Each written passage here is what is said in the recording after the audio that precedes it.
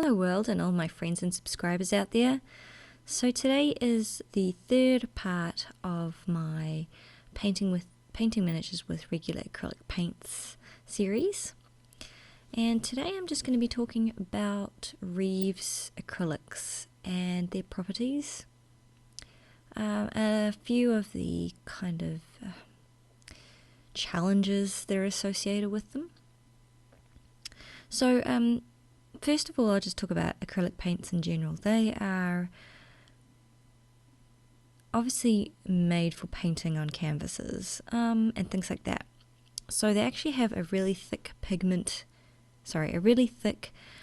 medium in them so that the texture of the paint can be seen after painting. So the brush strokes kind of stay in the paint and things like that.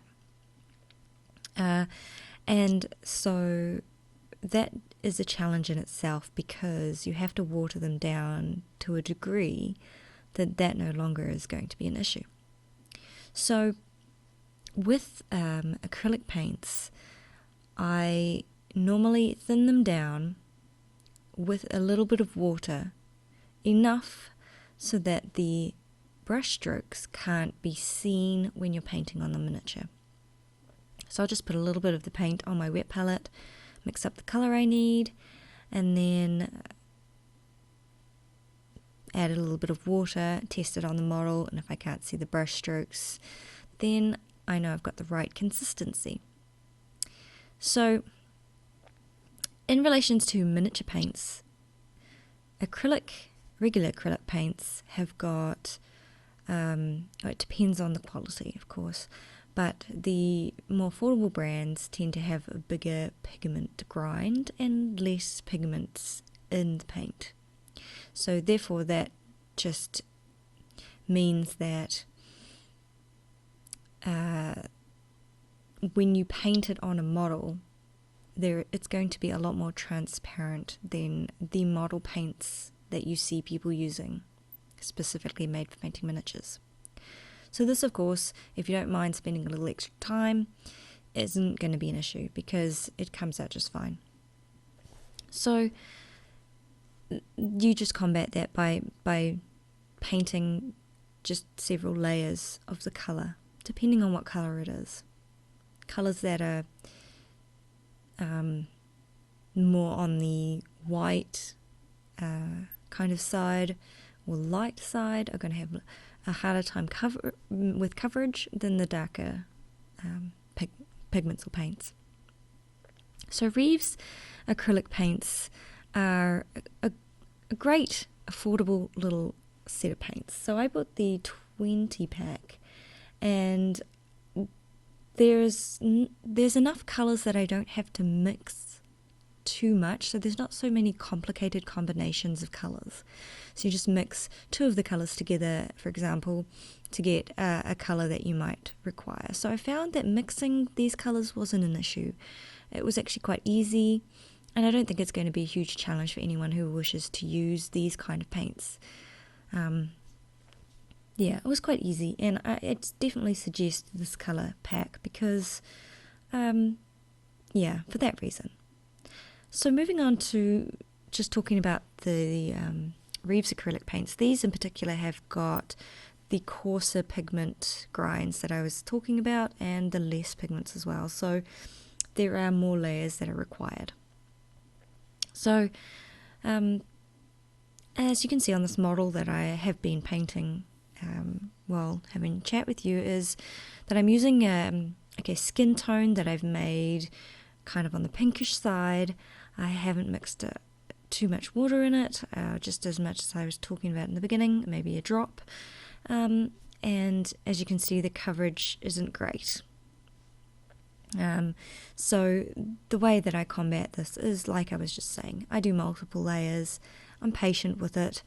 I don't have to wait too long in between because I actually dry the paint with a hairdryer in between, so I don't, it's not such a long process for me to wait. And I suggest, if you're impatient with drying layers, and specifically with this method, to use some kind of drying device in between. Just a hairdryer set on kind of warm or the low temperature is perfectly fine. It dries within a few seconds. So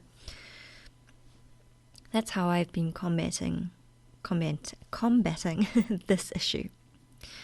So while I've been talking, I've been painting this model with the particular color. So what I'll do is I'll show you now a video of the finished color on the model, which is kind of the color I was going for, kind of a sunburnt type pink red color that is going to be my base tone for this. I will be doing some layering on it, which I will show in a different video, but this is just kind of the beginning part of painting with the specific acrylic paints, or Reeves acrylic paints. So this is what it turns out like in the end. Not bad. The color's great. There is a tiny bit of patchiness just because of the color I use specifically, but that's not going to be an issue because I am going to be, like I said, layering colors on top of this. I am going to be using some washes as well, which I'll show in videos that are upcoming. And overall, I'm happy with the outcome. So just to conclude this video, acrylic paints are not hard to use on your miniatures. You just have to make sure that you thin them down to a consistency that is going to be appropriate for painting on your miniatures. So and like I said before, I'm dipping my paintbrush in the water, and not with a huge drop of water on the paintbrush, putting that back into the paint and mixing it to a degree where there's not going to be any ridges on the miniature when I'm painting that on. So that will essentially thin it quite substantially, so that you are going to have a good coverage, do several layers. So that is basically how you use acrylic paints on miniatures. And I will go into more detail on the other things that you can use acrylic paints specifically for. For example, I will be layering, and that's quite simple. And I'll be talking about making washes with your acrylic paints. I'll be talking about doing glazes.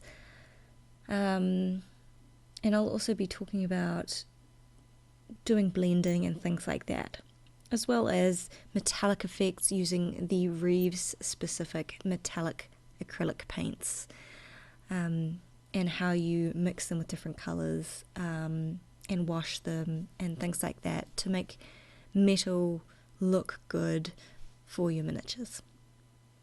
So I hope you found that really helpful, and if you have any questions, please put them in the comments below. I will do my best to answer them in the next video for you, so that these things are clear.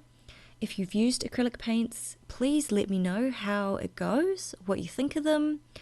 If you use the Reeves acrylic paints, I would love to know how you're doing with them. If you need any specific tips on how to do something specific, please let me know, and I will do my best to show those in a video as soon as I can. So if you liked this video, please click the like button so that I know you did. Share this video with your friends if you think they're going to find this method helpful, and subscribe to my channel if you haven't already to catch up with the future videos I'm going to be showing on painting miniatures with regular acrylic paints, and specific things that you will be able to use, and they're really cost effective and helpful. So thank you so much for watching this video, and I will see you next time. Okay, bye.